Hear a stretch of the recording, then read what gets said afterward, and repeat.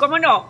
Bueno, vamos a darle paso a Mauricio Alarcón. Él es director de la Fundación Ciudadanía y Desarrollo para abordar precisamente esta temática, el tema del dinero. Y es que uno de los ofrecimientos, como bien lo decía Jorge, que hiciera en campaña el presidente Guillermo Lasso era elevar el salario básico de los ecuatorianos a $500.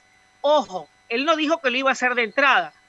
Tiene poco tiempo sentado en Carondelet y habrá que esperar cómo corre mucha agua todavía bajo el puente antes de que se pueda cristalizar esa aspiración, ¿o me equivoco, Mauricio? Buenos días, el país entero le escucha a través de Péndulo Radial.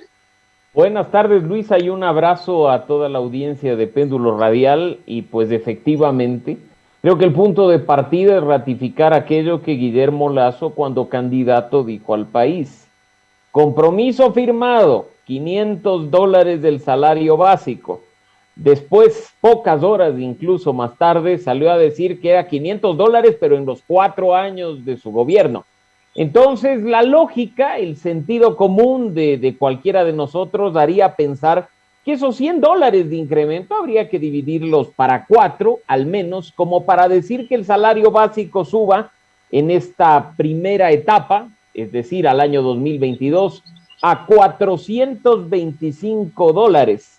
No obstante, si utilizamos las clásicas reglas de oro que se han aplicado históricamente para el tema del salario, al no haber acuerdo entre trabajadores y empleadores, y aplicar simplemente un aumento en torno a la inflación, estaríamos hablando que para 2022 el salario básico podría estar en la gran cifra de $405, porque la inflación está aproximadamente en el 1.30%.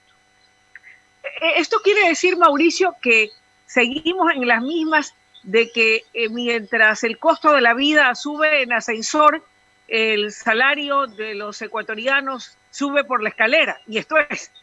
Sí, no, y más que nada esto creo que debe llamarnos la atención en el sentido de que no se puede simplemente por oferta de campaña o por quedar bien y ganar votos hacer una afirmación tan fuerte como el incremento del salario básico en un monto que no ha sido ni siquiera sustentado en una base técnica, ¿no?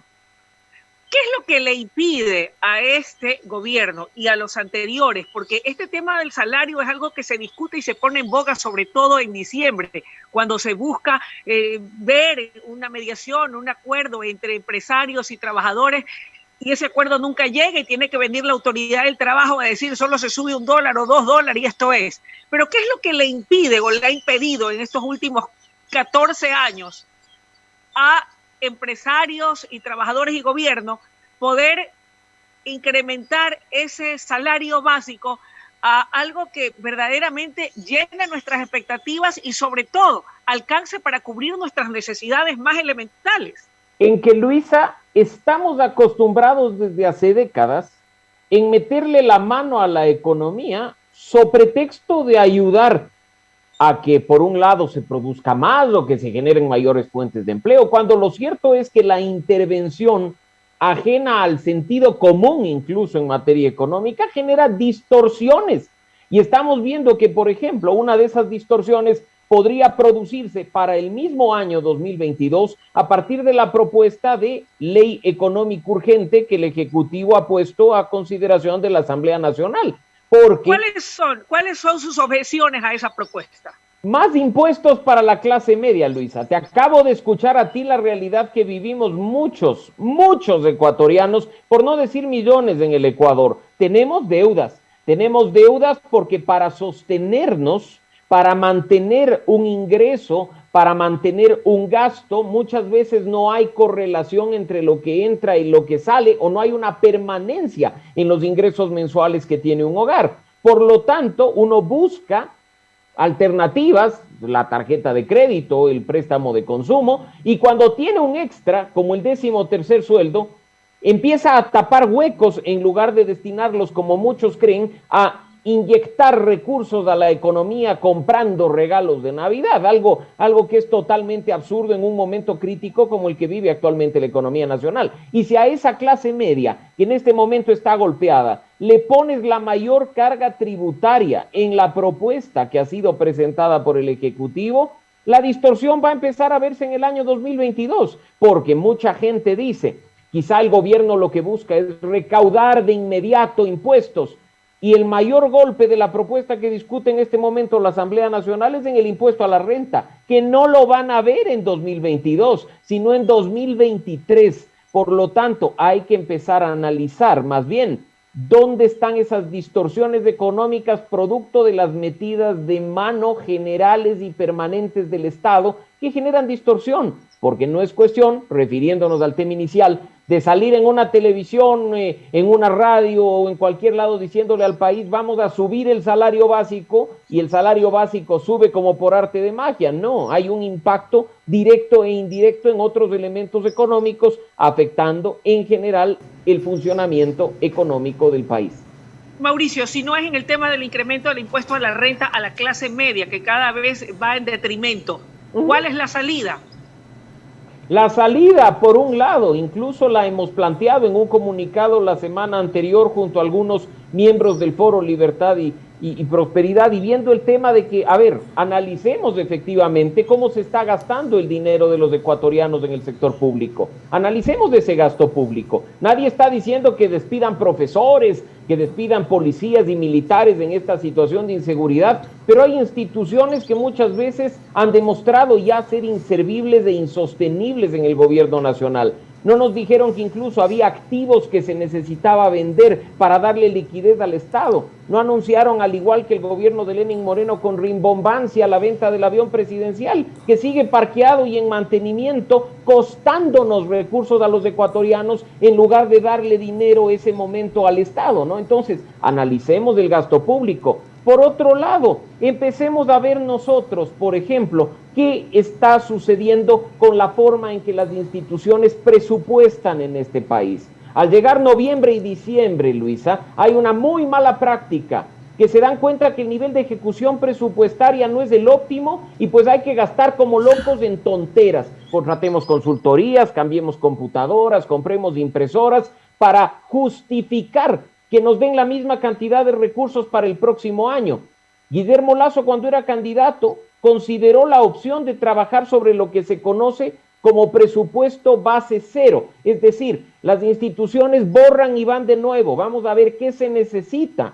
No es cuestión de simplemente decir arrastremos el presupuesto y gastemos como locos o suframos del mismo hueco de todos los años. Hay que actuar con responsabilidad. Y por otro lado, si queremos efectivamente incentivar, por ejemplo, la inversión extranjera, no nos dijeron que iban a eliminar el impuesto a salida de divisas, no nos dijeron que iban a eliminar en algunos rubros el impuesto a los consumos especiales. ¿Dónde está ese tema? Ese es un tema pendiente, aunque mucha gente cree que clavar más impuestos a la economía nacional es la solución a todos los problemas del país. Correcto. Creo que falta mucho para darse cuenta que más bien afecta gravemente a la gente que consume, a la gente que compra, a la gente que genera ingresos. Mauricio, sí. Última pregunta, porque estamos con el tiempo aquí en el programa, pero es lo que yo siempre digo, seamos un poco más sencillos, porque quien más se está perjudicando con este salario es la persona de a pie, es decir, el que gana un salario básico. Y por lo tanto, la canasta básica, entre comillas, no va acorde con lo que se está ganando. Entonces, es ahí donde no hay una sinergia como para decirle, hey, lo que vas a ganar, puedes comprar lo básico y necesario para tu vida. Es ahí donde yo digo, rápido, ¿qué le puedo decir yo a las personas que andan en la calle y dicen, no me alcanza el dinero? ¿Cómo hacemos para que esa persona pueda llegar a tener lo que necesita y que el gobierno sí vele por estas personas?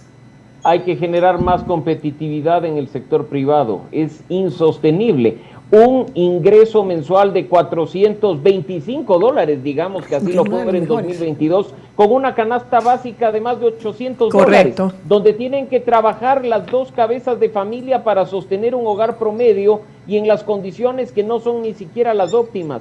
empezamos a generar problemas en ese momento. Si generamos competitividad más allá del establecimiento de la fijación de un salario básico, si empezamos a dar más capacidad para la generación de puestos de empleo técnicos, aptos en distintos niveles, con seguridad será menor la masa poblacional que reciba ese ingreso de 425 y empezará a activarse de otra forma. Y además, a aquellos que están en este momento en una situación de salario básico, hay que motivarles, aunque suene esto a frase trillada, a emprender negocios, a empezar a generar fuentes de empleo, pero en las condiciones... Un segundo sueldo. Sí. No segundo sueldo, Listo. haciendo del emprendimiento la actividad principal, pero con condiciones que le motiven, pues. Correcto. Si a esa persona que está ganando $400, le digo que emprenda, pero para obtener un permiso tiene que gastar $1,500 o sufrir 3 meses entre municipios, consejos provinciales y demás, prefiere quedarse con los $400 y sufrir endeudado el resto de su vida. Perfecto, mi estimado. Le agradecemos mucho, lastimosamente el tiempo no perdona. Ya es momento de despedir este programa, pero nos gustaría contar con su opinión en otras ediciones, porque es un tema bastante complicado, los suelos, los emprendimientos, pero eso lo revisaremos en otra ocasión. Le agradecemos a todos por haber sintonizado este programa, a usted, Mauricio, por ser el segunda entrevista de esta jornada. Gracias. Lo esperamos, pues mañana, ya sabe, péndulo radial de 16:30 a 17:30 con Jimena Crespo, Luis Salgadillo, Verónica Landeta y Jorge Apolinar. Si es que ya le da permiso, ahora sí ya le va a decir no, que mañana ya le digo que venga. Ah, ya, ok. Sí. Muchas gracias a todos, nos vemos el día de mañana. Pasen bien, gracias.